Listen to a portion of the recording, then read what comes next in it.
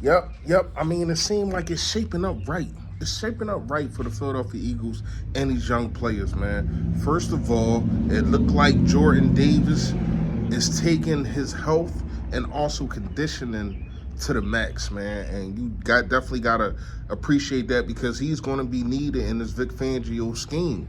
Because you got Josh Sweat probably moving a linebacker. And I keep telling y'all this is probably the main reason why Hassan Reddick is not here anymore. He doesn't fit the scheme. He's a phenomenal player, but he just doesn't fit the scheme. And for the Miles Sanders situation, love him, but I'm going to have to say no on this. And we're going to talk about all of it, y'all. Yo, that!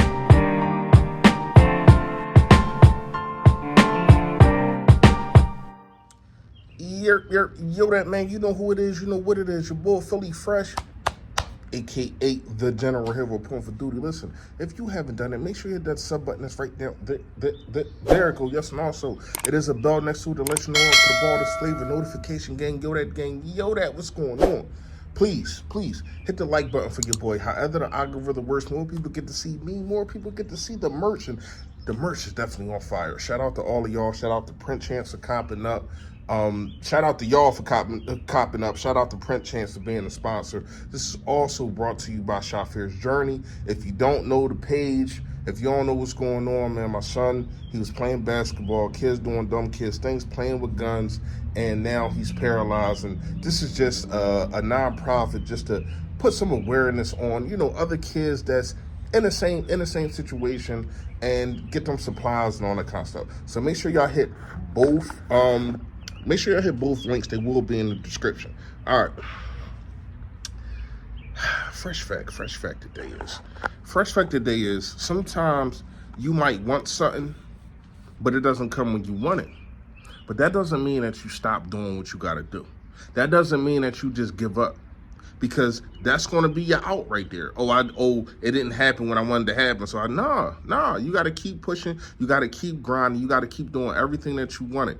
Because it was a time that, I ain't going to lie to y'all, like the day ones, they know. I was sitting here and doing a channel. I was talking to my damn self. I was talking to myself for a good couple months, and it was frustrating because nobody was subscribing, but now look, I'm here. You know what I mean? And I appreciate all of y'all for hitting the sub button, the like button, all that, man. I do. Because I kept grinding and I kept doing what I was supposed to do. So whatever it is that you got going on, just keep grinding. All right. First, we're going to talk about Josh Sweat. We're going to talk about Josh Sweat and Vic Fangio. So we know the number situation. It looked like Josh Sweat's supposed to be wearing number 19, but defensive linemen, they can only wear from, I think it's like 90 to 99. So with him supposedly officially changing his number, it looked like he might be that outside linebacker. And I'm not gonna lie to you, I like it. We will have to see.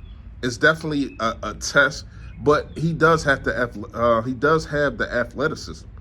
And I've been saying this about Joshua. I told a lot of people that he was going to be better than Derek Barnett. That panned out. I told a lot of people that he was going to get paid before Derek Barnett. That definitely panned out. So to me, I do think he's more athletic than we give him credit for. He had 10 sacks just 2 years ago. He had 7 sacks last year.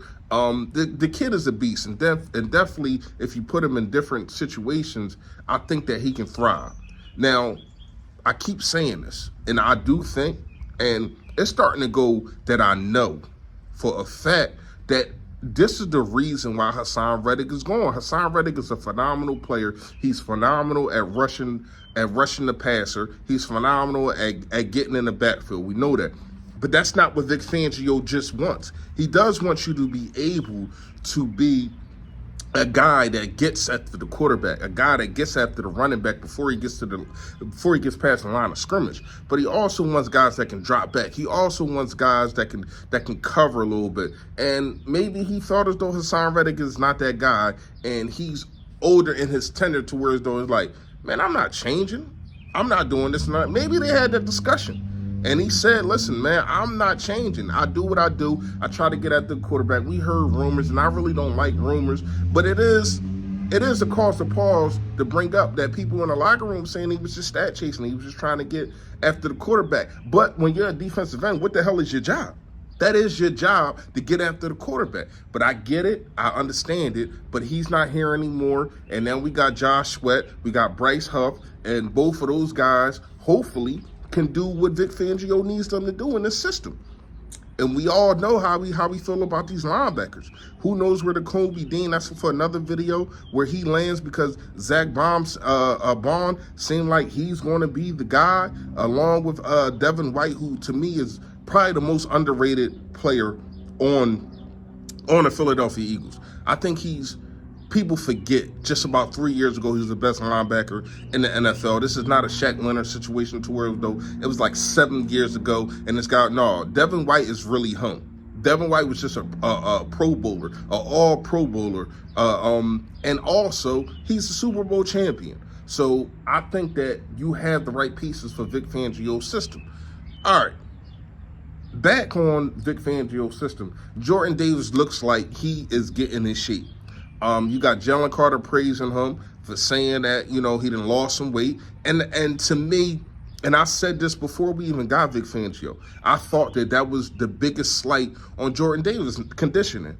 When you hear about his diet and you hear about him just demolishing, especially I told y'all, after Thanksgiving, that's when he took a downfall. I don't know if he had 2 whole turkeys, fried, all that, like collard greens and mac and cheese. Nah, you got to get yourself right.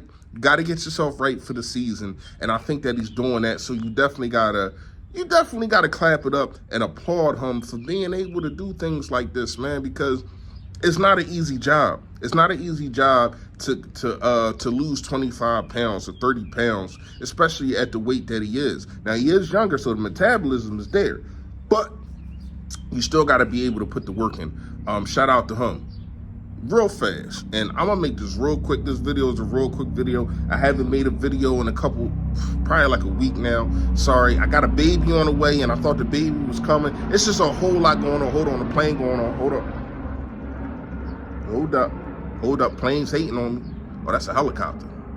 Anyway, we got to understand with Miles Sanders' situation.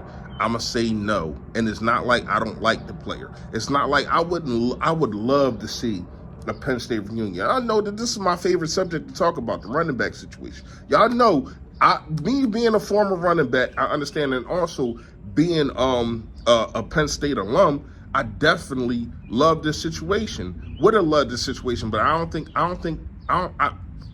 cool on it. First of all, you got to trade for him.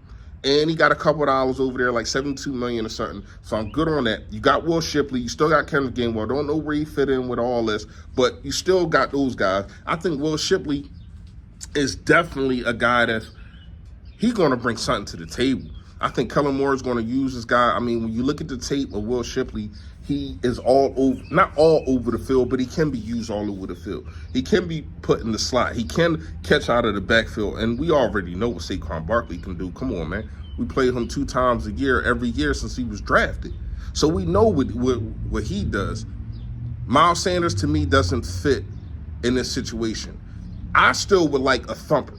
I still would like a guy that's going to get you those 3-5 hard yards. Not saying that Saquon or Shipley or Gainwell can't, but you know what I mean by them thumpers. You know what I mean? The LeGarrette Blunts of the world. You know what I mean? Like the Jordan Davis, even though Jordan Davis, not Jordan Davis. What's my man name?